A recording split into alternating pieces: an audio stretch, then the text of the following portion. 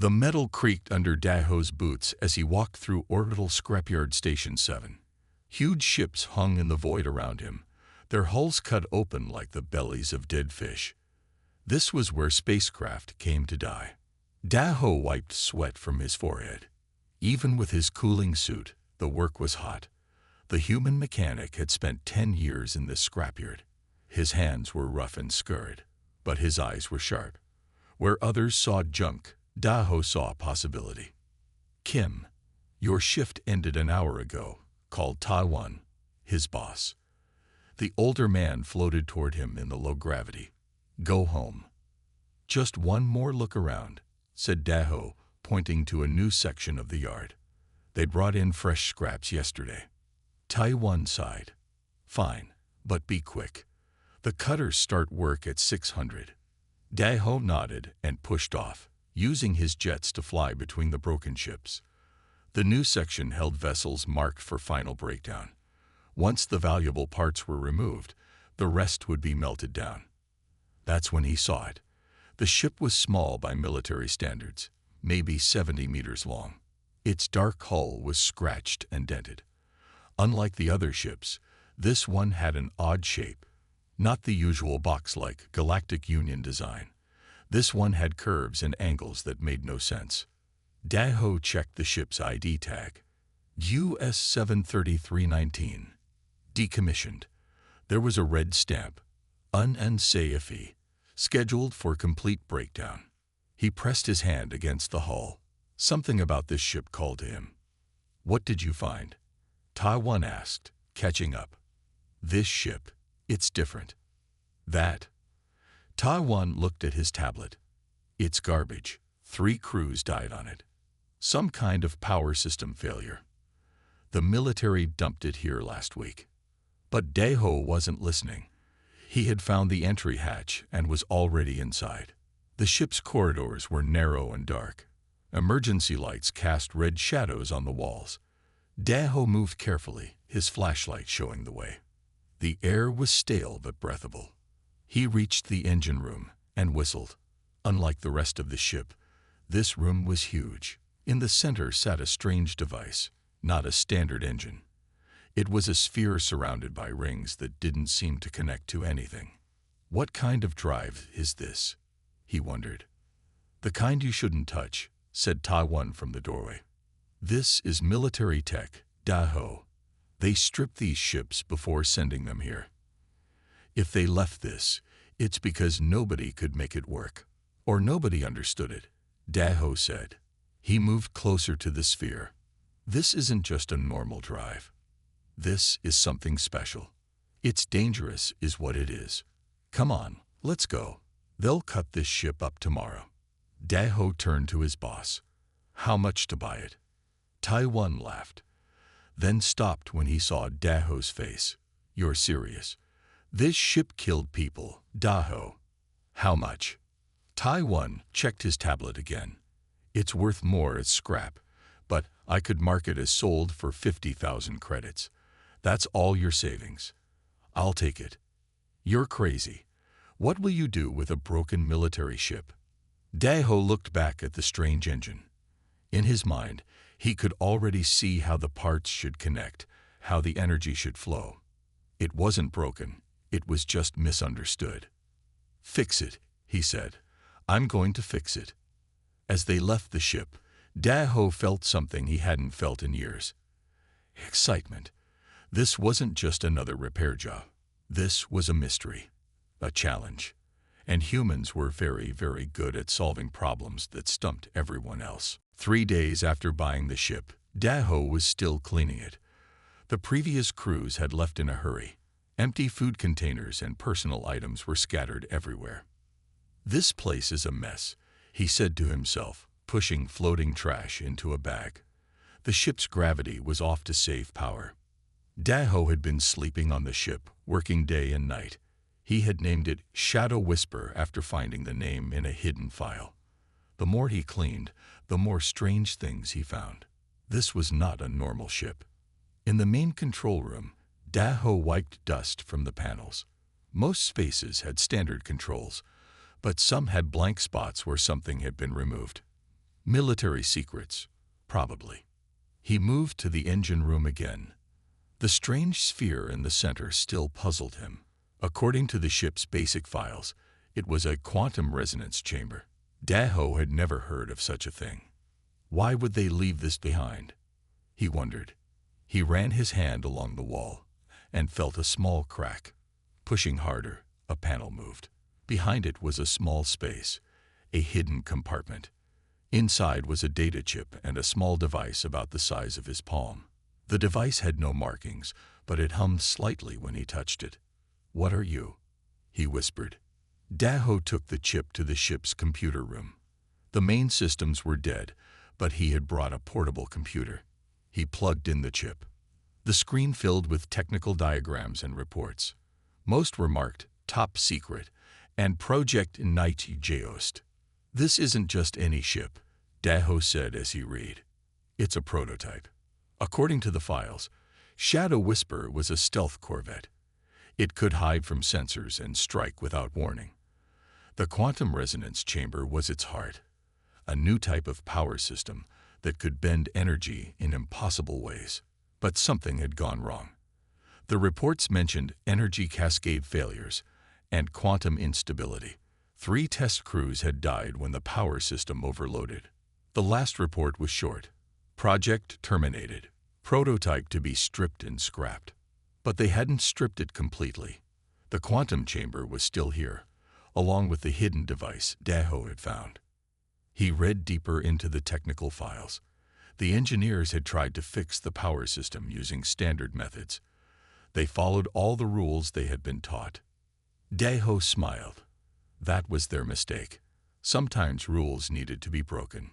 The hidden device turned out to be a quantum stabilizer, a critical part that regulated energy flow. But it had been installed wrong, placed in perfect symmetry with the other components.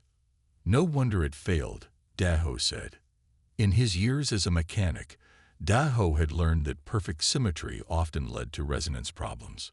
Sometimes, you needed a little chaos in the system. He was still reading when his communicator buzzed. It was Ji-Min, an old friend who had lost her job as a quantum physicist for proposing crazy theories. "Daho, where have you been? You missed poker night." "Ji-Min, I need your help," he said, excitement in his voice. "You know that theory you had about asymmetrical quantum fields? The one that got me fired. What about it?"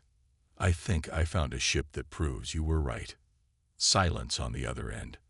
Then, "I'll be there in an hour. Send me your location." Daho smiled as he looked back at the quantum chamber. The Galactic Union engineers had tried to make it perfect, but sometimes imperfection was better. Human engineers had always been good at messy solutions, at making things work when they shouldn't, and Daho was about to prove that human thinking could solve a problem that had stumped the best alien minds in the galaxy. Ji-Min stared at the quantum resonance chamber, her eyes wide. She walked around it slowly, touching the metal rings with gentle fingers. "I can't believe it," she said. "They actually built one." Daho nodded. "And it killed 3 crews. Look at these reports." Ji-Min read through the data on Daho's screen. She shook her head. "Of course it failed. They built it all wrong." "That's what I thought. They made it too perfect." "Exactly." Ji-Min pointed at the diagrams. "See how they arranged the energy flows. All in perfect balance. All following the standard equations." Daho smiled. "But quantum energy isn't balanced. It's wild. It needs controlled chaos." Ji-Min agreed. "That's what I tried to tell them at the research center.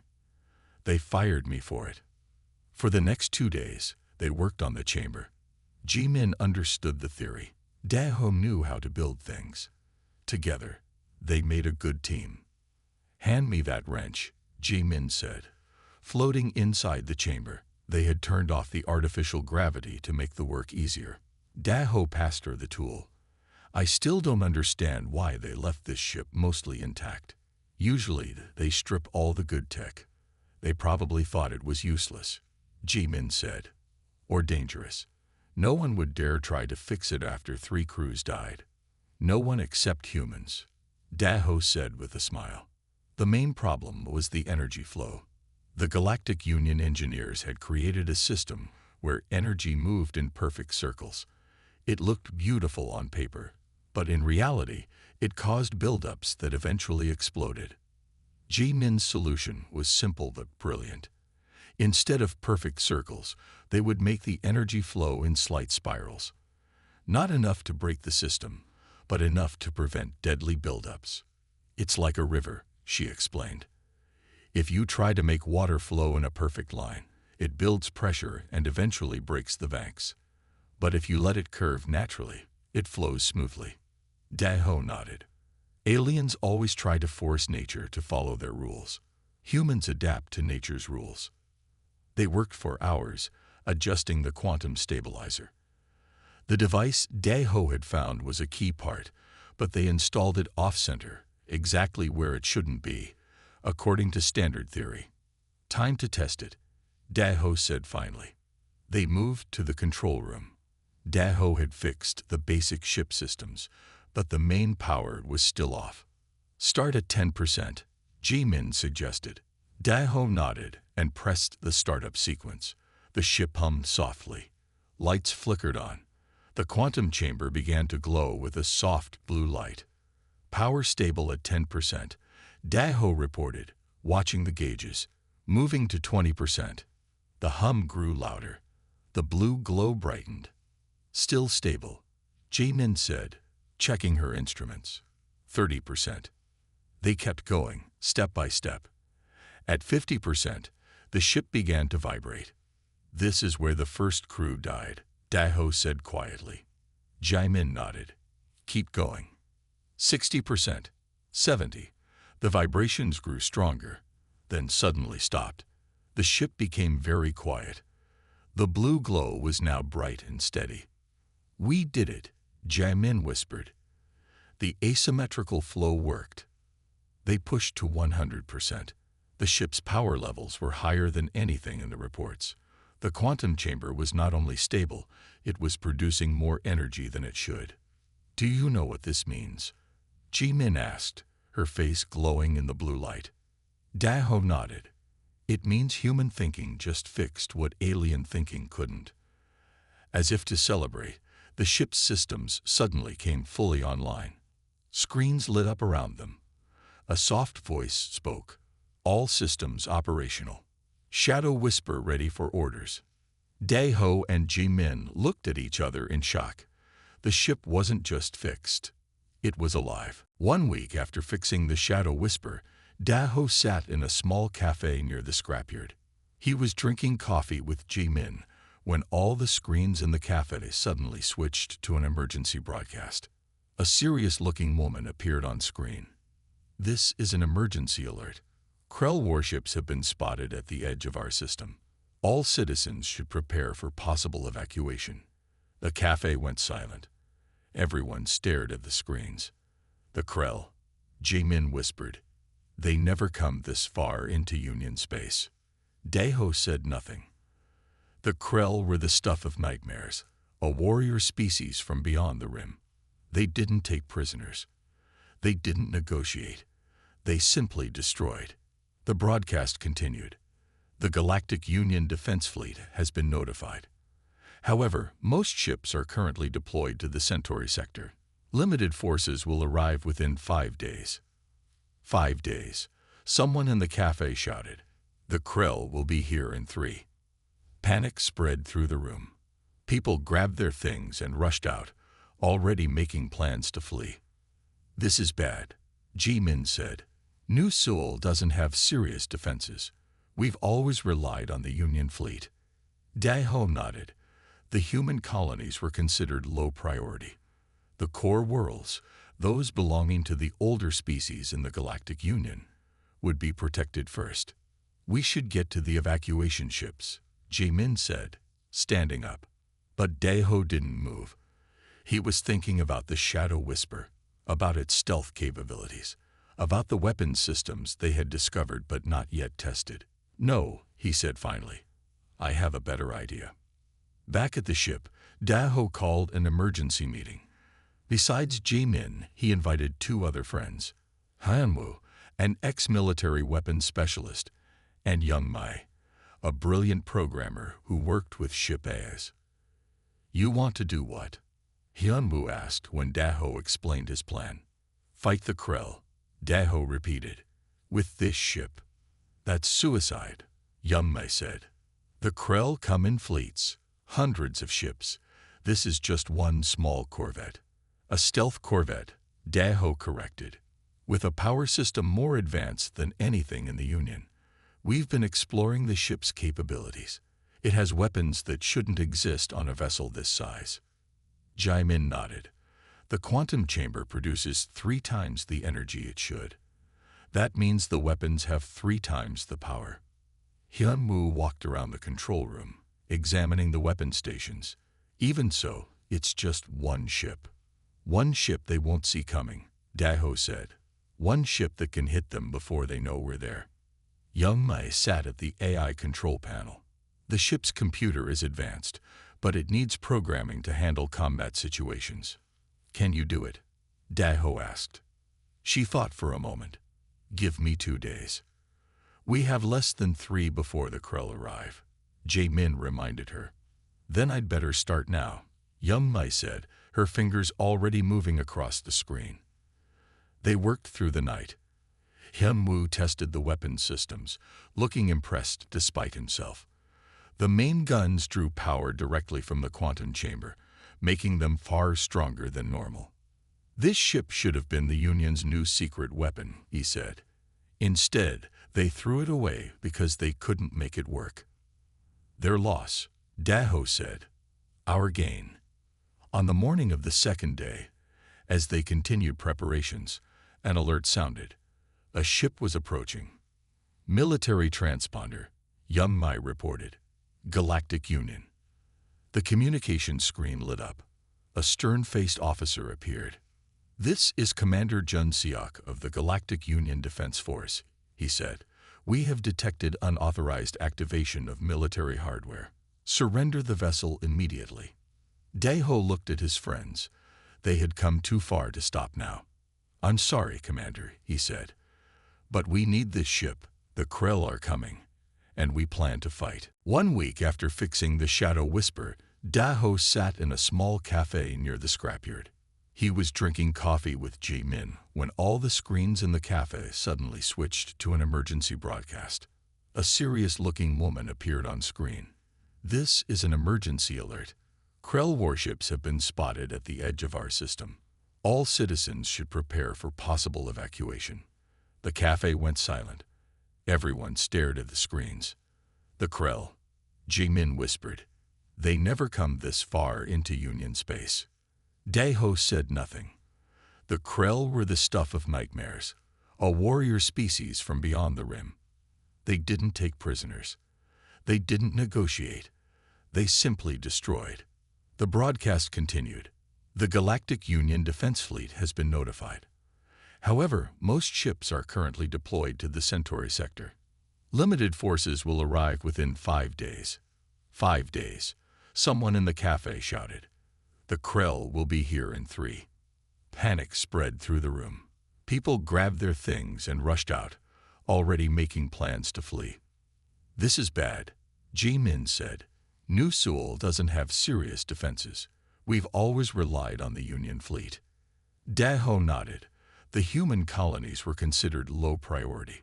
The core worlds, those belonging to the older species in the Galactic Union, would be protected first. "We should get to the evacuation ships," Jae-min said, standing up. But Daho didn't move. He was thinking about the Shadow Whisper, about its stealth capabilities, about the weapon systems they had discovered but not yet tested. "No," he said finally. "I have a better idea." Back at the ship, Daho called an emergency meeting. Besides Jae-min, he invited 2 other friends, Hyunwoo, an ex-military weapons specialist, and Young Mai, a brilliant programmer who worked with Ship As. "You want to do what?" Hyunwoo asked when Daho explained his plan. "Fight the Krell," Daho repeated. "With this ship." "That's suicide," Young Mai said. The Krell come in fleets, hundreds of ships. This is just one small corvette. A stealth corvette, Daho corrected, with a power system more advanced than anything in the Union. We've been exploring the ship's capabilities. It has weapons that shouldn't exist on a vessel this size. Jae-min nodded. The quantum chamber produces 3 times the energy it should. That means the weapons have 3 times the power. Hyun-woo walked around the control room, examining the weapon stations. Even so, it's just one ship. One ship they won't see coming, Daho said. One ship that can hit them before they know we're there. Young-mai sat at the AI control panel. The ship's computer is advanced, but it needs programming to handle combat situations. Can you do it? Daho asked. She thought for a moment. Give me 2 days. We have less than 3 before the Krell arrive, Jae-min reminded her. Then I'd better start now, Young-mai said, her fingers already moving across the screen. They worked through the night. Hyun-woo tested the weapon systems, looking impressed despite himself. The main guns drew power directly from the quantum chamber, making them far stronger than normal. This ship should have been the Union's new secret weapon, he said. Instead, they threw it away because they couldn't make it work. Their loss, Daho said. Our gain. On the morning of the 2nd day, as they continued preparations, an alert sounded. A ship was approaching. Military transponder, Young-mai reported. Galactic Union. The communication screen lit up. A stern-faced officer appeared. This is Commander Jun Seok of the Galactic Union Defense Force, he said. We have detected unauthorized activation of military hardware.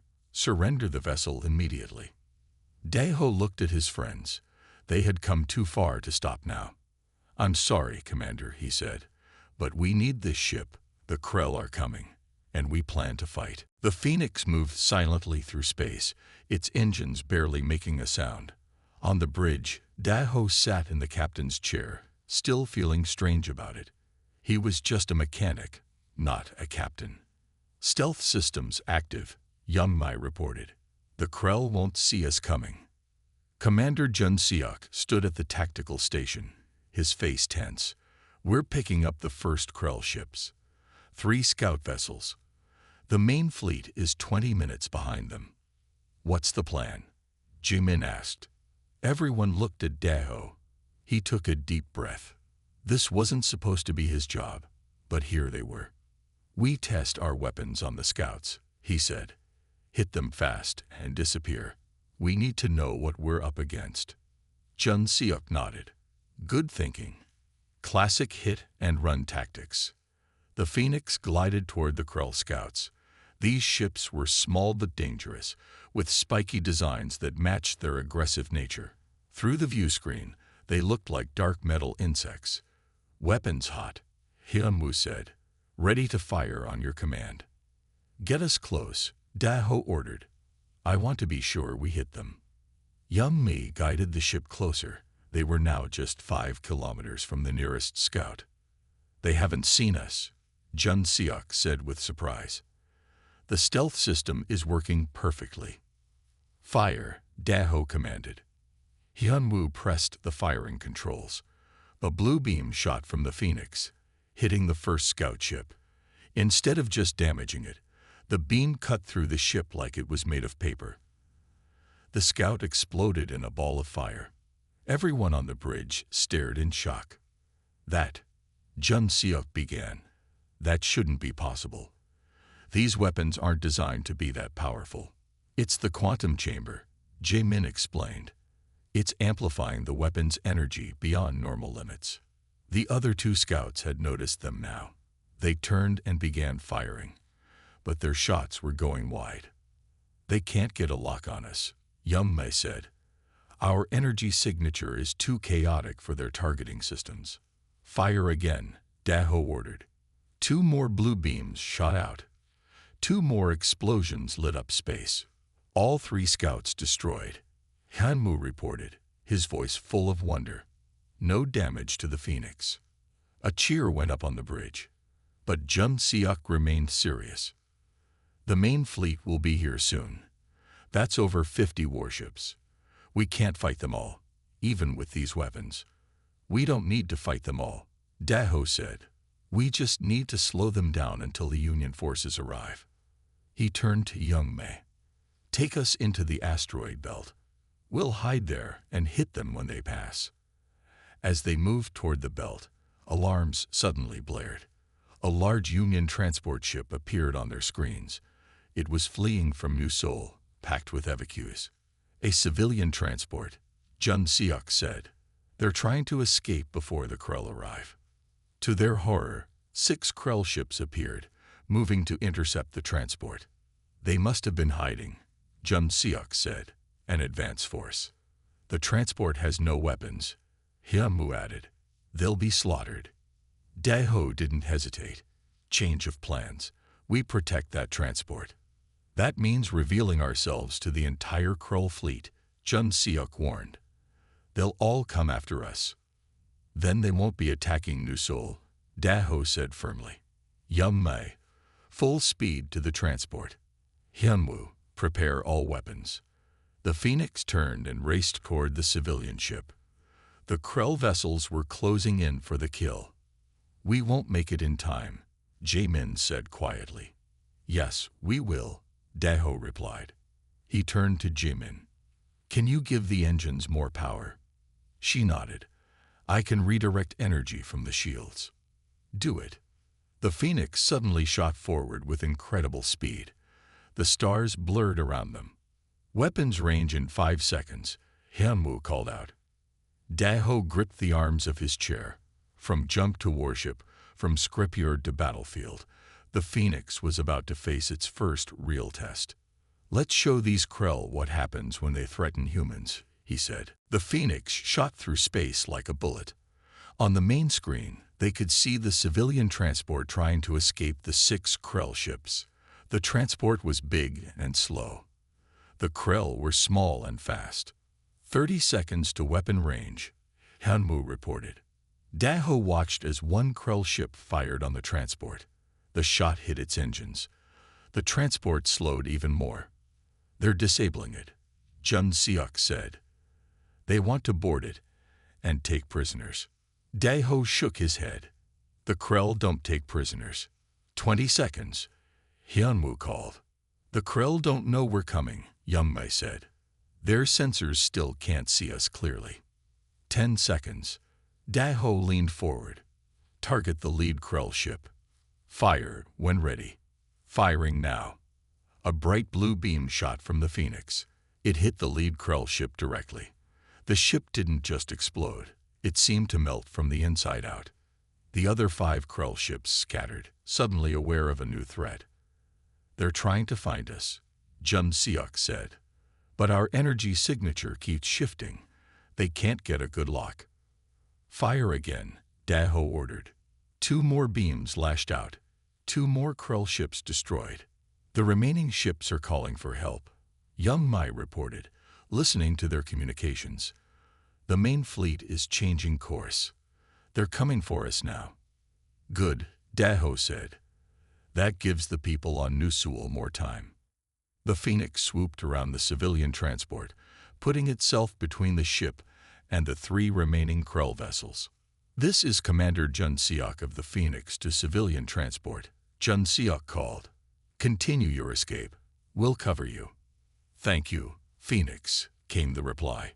We have 2,000 people aboard. You saved our lives. The 3 Krell ships attacked together. Their weapons fire was wild, trying to hit a target they could barely see. Evasive maneuvers, Daho ordered. Young Mi's hands danced over the controls. The Phoenix moved in ways that should have been impossible for a ship its size. It twisted and turned, avoiding most of the Krell fire. But not all. A shot hit their left side. Minor damage to the outer hull, Jaemin reported. The quantum chamber is still stable. Hyunwoo fired back. Another Krell ship exploded. 2 left, Jun Seok said. But the main fleet will be here in minutes. The 2 remaining Krell ships suddenly changed tactics. Instead of trying to hit the Phoenix, they went after the transport again. They're trying to complete their mission before the fleet arrives, Jun Seok realized. Not happening, Daeho said. Hyunwoo, take them out. 2 more blue beams. 2 more explosions. The bridge crew cheered. 6 Krell ships destroyed without losing their own ship. It was unheard of. Transport is clear, Yum-mai reported. They're moving away at full speed. Now for the hard part, Daeho said. The main fleet. On the screen, they could see them coming, dozens of Krell warships moving in tight formation. Leading them was a ship 3 times larger than the others. The command ship, Jun Seok said quietly. I've never seen one up close. Can we fight that many? Jimin asked. Jun Seok shook his head. Not directly, but we might be able to disrupt them. Cause confusion. Daeho nodded. That's the plan. We hit them fast, then disappear. Make them chase us instead of attacking Nuseol. Yum-mi smiled. I've been studying their communication patterns. They rely heavily on orders from the command ship. If we could disrupt that, could we target the command ship directly? Daeho asked. Hyunwoo looked uncertain. It will have strong shields, but with the power of our weapons, it's worth a try, Jun Seok agreed. If we take out their command ship, the fleet will be in chaos.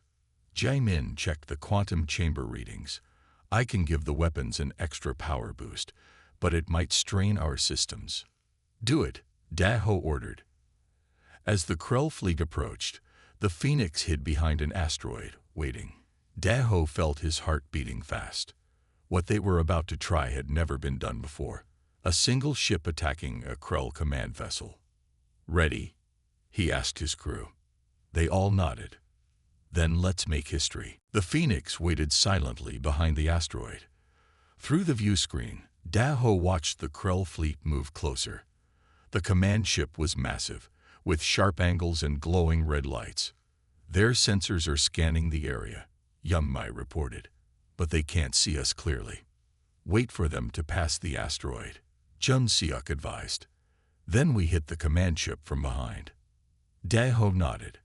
His hands gripped the chair tightly. The fate of Nuseol depended on what they did next. Quantum chamber at 120%, Jimin said.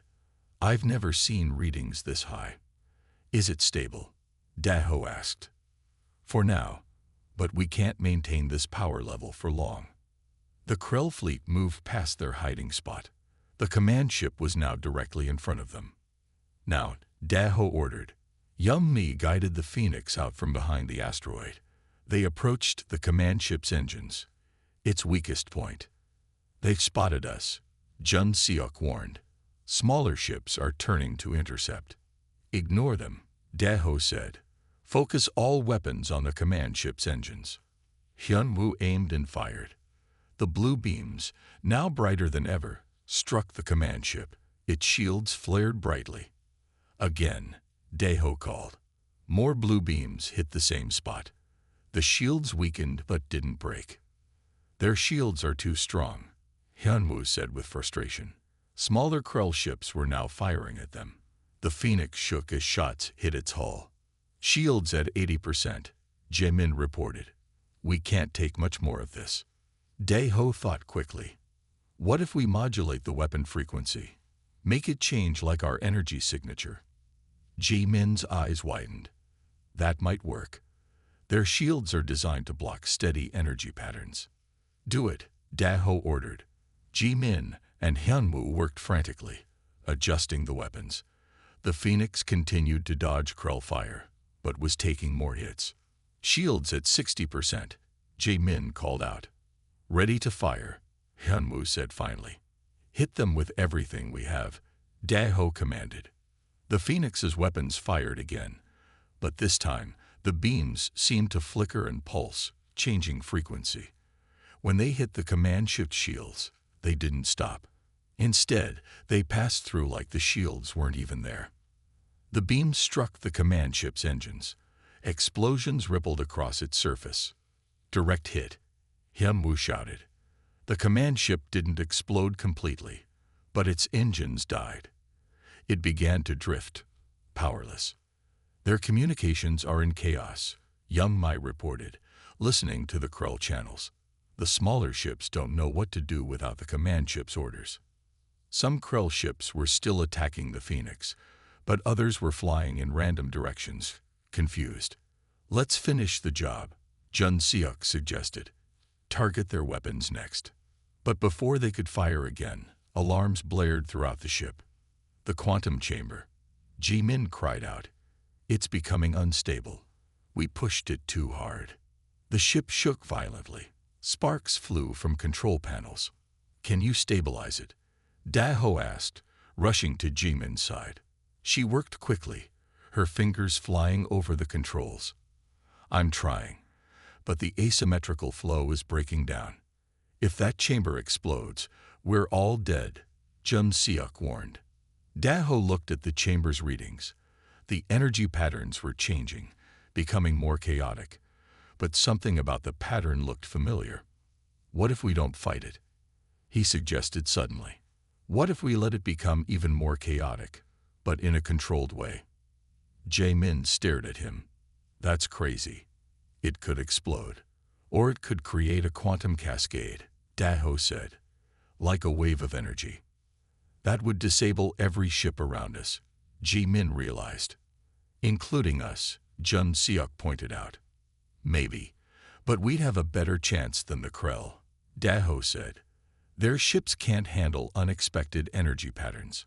Ours can. Jae-min hesitated, then nodded. It's worth trying. Better than exploding. She began adjusting the quantum chamber, guiding its instability rather than fighting it. The ship shook more violently. Everyone hold on. Da-ho called out. This is going to be rough. The blue glow from the engine room grew brighter and brighter. The ship's lights flickered and died. Only emergency power remained. Quantum cascade in 3, 2, 1. Ji-min counted down. A wave of blue energy burst from the Phoenix, spreading outward in all directions. It washed over the Krell ships like a silent tide. Then everything went dark. Darkness filled the bridge of the Phoenix. For several long minutes, nobody moved. The only sound was the emergency oxygen system hissing softly. Then, one by one, small lights began to flicker on. Systems restarting. Is everyone okay? Da-ho asked, his voice hoarse. I'm here, Jae-min replied weakly. Still alive, Hyun-woo called out. I'm fine, Young Mai added. Jun Seok groaned. What happened? Da-ho stood up carefully. Emergency lights cast a red glow over the bridge. The quantum cascade.